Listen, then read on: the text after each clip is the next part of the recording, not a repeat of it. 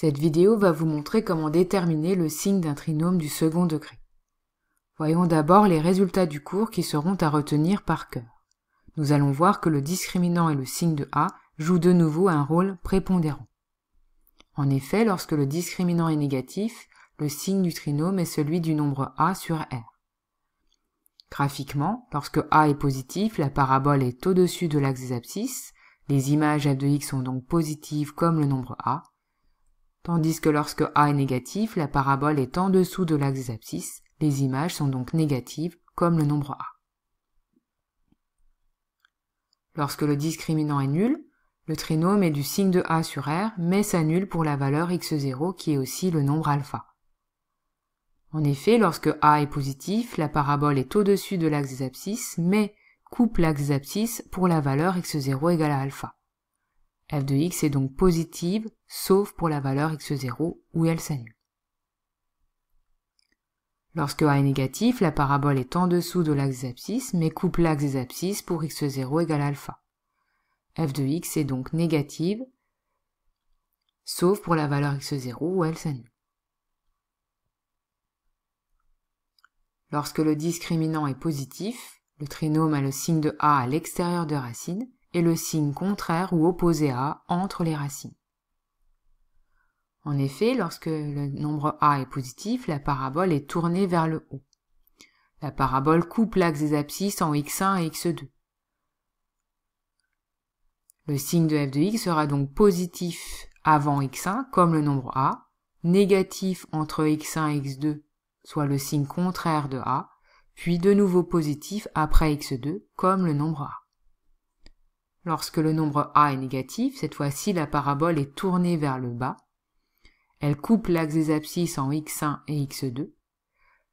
Le signe de f de x sera donc d'abord négatif comme le nombre A, avant x1, positif entre x1 et x2, soit le signe contraire de A, puis de nouveau négatif comme le nombre A après la valeur x2.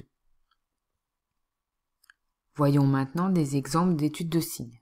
Considérons le trinôme x carré plus x plus 12. La première chose à faire est de calculer le discriminant et les racines éventuelles du trinôme. Nous avons vu dans la vidéo précédente que le discriminant donne 49 et les deux racines sont moins 4 et 3. Après ces calculs, nous justifions le signe en citant le théorème et en donnant la valeur de A. Le discriminant est positif, le théorème affirme que le trinôme a le signe de A à l'extérieur des deux racines. Le nombre A est égal à 1 ici, il est donc positif. Nous dressons finalement le tableau de signes. Dans ce tableau de signes, nous faisons apparaître les deux racines moins 4 et 3 dans l'ordre croissant, puis nous ajoutons les signes.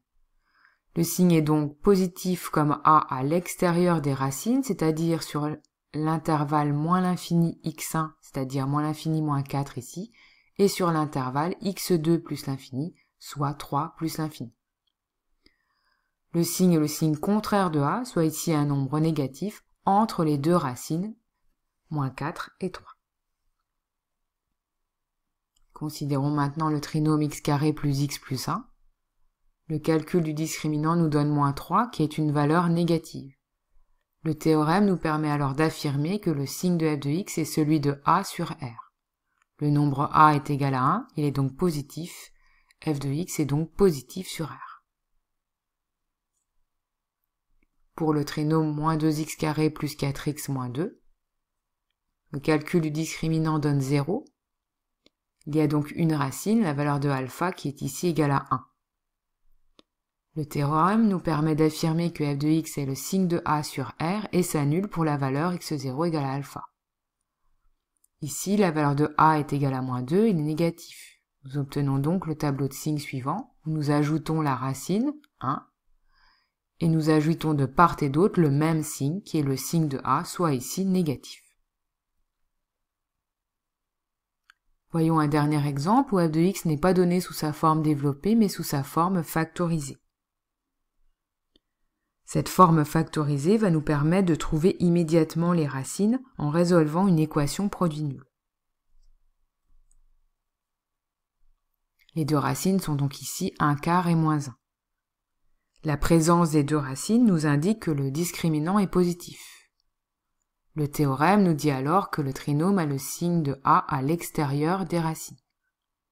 Il ne reste plus qu'à déterminer la valeur de a. Pour trouver a, on calcule le terme en x carré par distributivité en multipliant les deux termes en x des deux facteurs. Nous multiplions donc moins 4x par x, ce qui donne moins 4x carré. La valeur de a est donc égale à moins 4, il est donc négatif. Nous pouvons alors dresser le tableau de signes de f de x. Nous ajoutons les deux racines, moins 1 et 1 quart. Les signes de a soient négatifs à l'extérieur des deux racines.